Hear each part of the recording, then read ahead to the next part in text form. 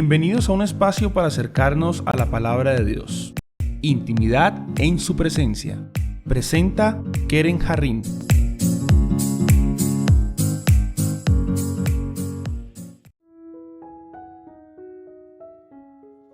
Muy buenos días a todos. Bueno, iniciamos una nueva semana con la bendición de Papá Dios y qué mejor inicio que estudiando su palabra, teniendo tiempos de intimidad con nuestro Señor. Vamos a continuar el día de hoy con Colosenses capítulo 2 y vamos a leer del versículo 11 al 23. Dice la palabra de Dios: además, en él fueron circuncidados no por mano humana, sino con la circuncisión que consiste en despojarse del cuerpo pecaminoso. Esta circuncisión la efectuó Cristo. Ustedes la recibieron al ser sepultados con él en el bautismo. En él también fueron resucitados mediante la fe en el poder de Dios, quien lo resucitó de entre los muertos. Antes de recibir esta circuncisión, ustedes estaban muertos en sus delitos y pecados.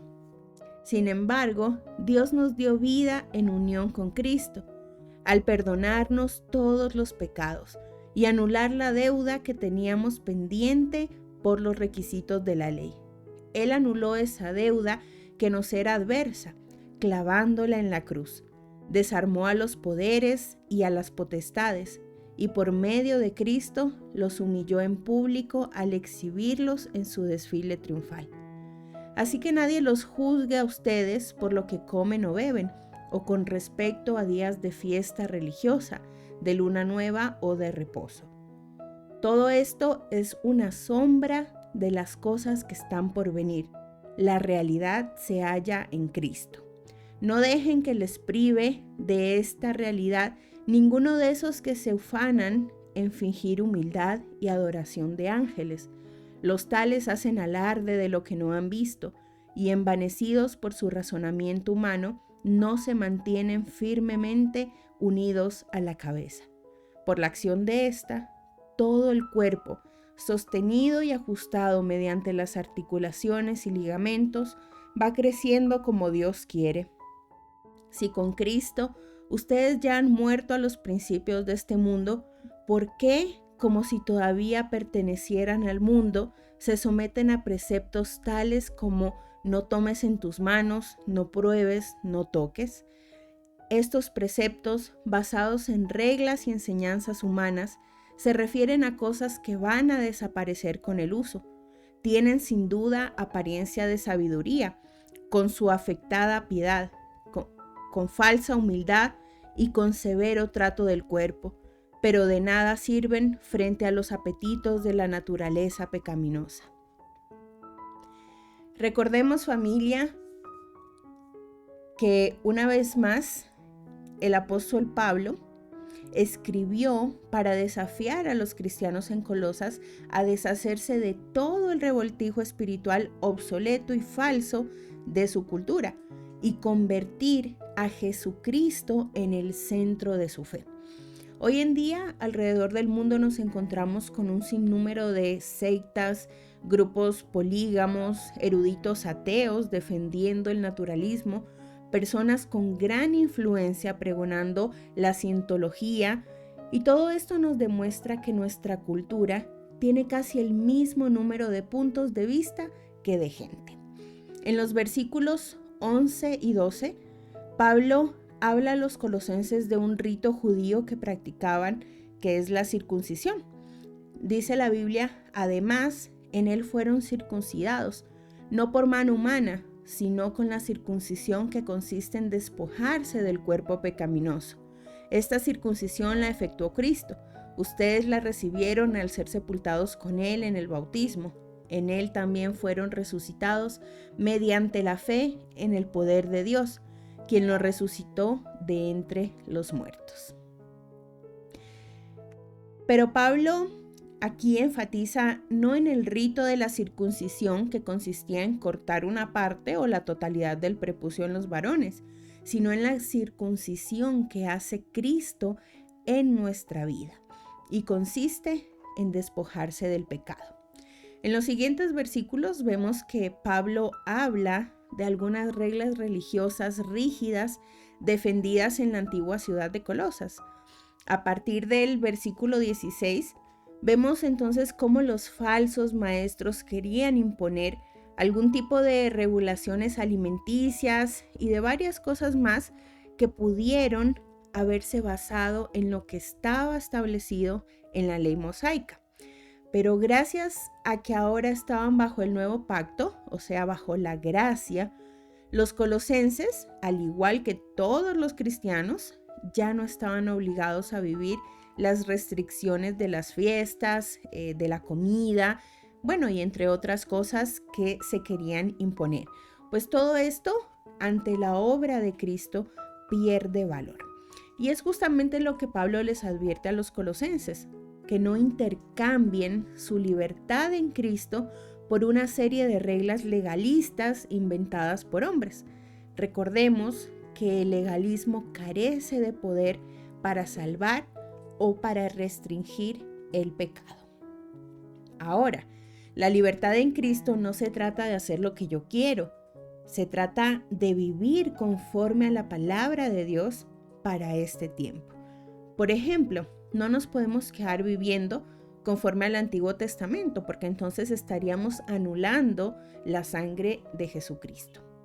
Debemos distinguir entre pautas espirituales sanas que honran a Dios y reglas religiosas hechas por el hombre.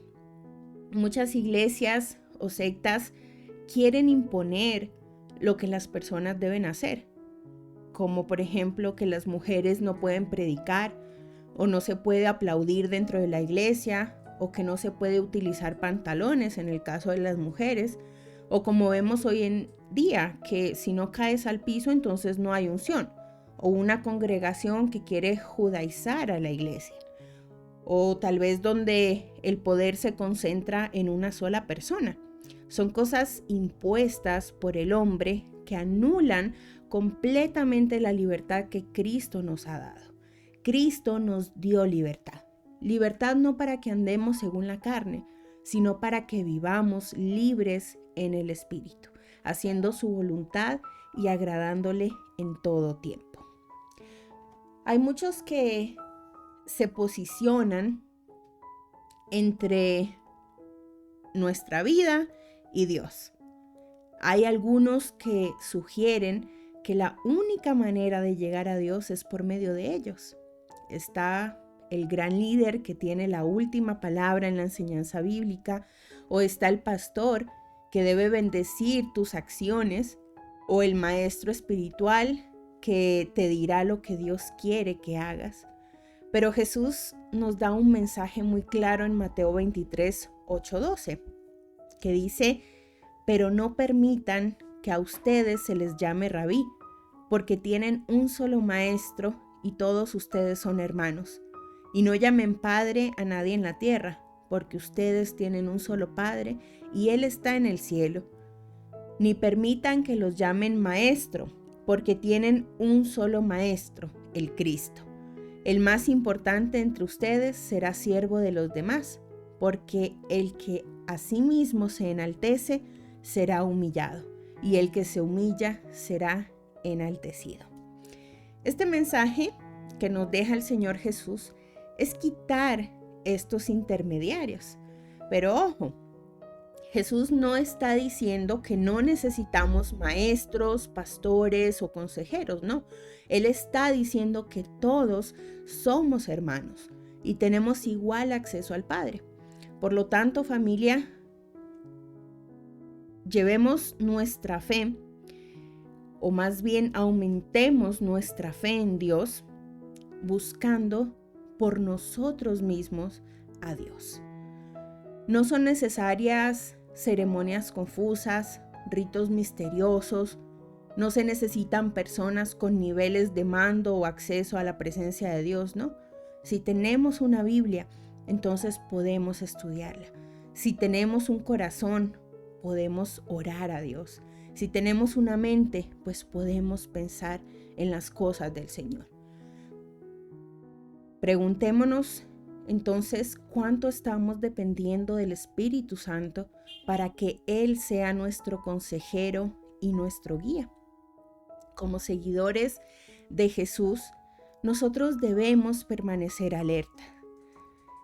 Tanto la palabra de Dios como la historia nos muestran lo fácil que es que los cristianos se distraigan por declaraciones exóticas de cultos religiosos, con doctrinas falsas o por el encanto enorgullecedor de las filosofías modernas que hoy en día vemos.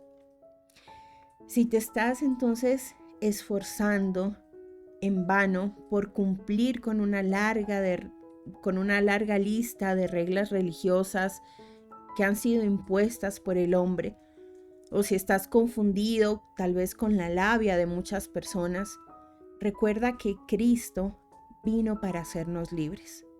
Haz a un lado todas esas voces y abramos la palabra de Dios y volvamos a escuchar la voz suave y apacible de nuestro amado Padre Celestial.